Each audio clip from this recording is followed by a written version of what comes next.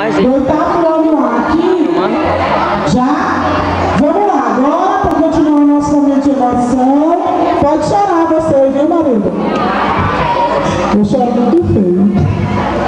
Renato, Deisiane, dois irmãos, né? Que beleza. E o David, do nono B.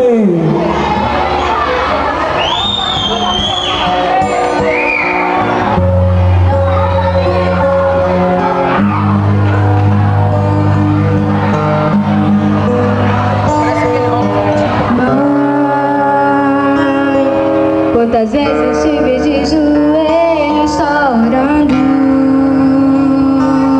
pedindo a Deus que transformasse em alegria o seu pranto e que fizesse de sua filha uma mulher de grande valor.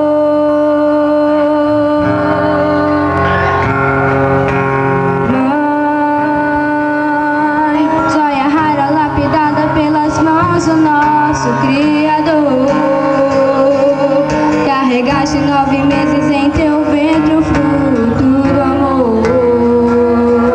É a estrela guia que indica o caminho do Senhor.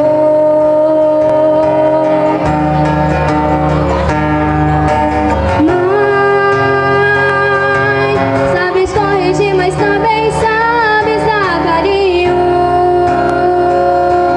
No aconchego do teu colo não me sinto mais sozinha.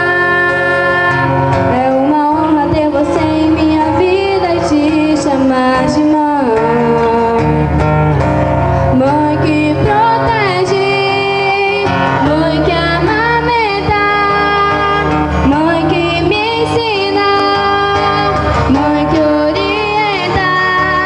Isso não é tão simples, é algo divino. O Senhor te escolheu e te deu o dom de ser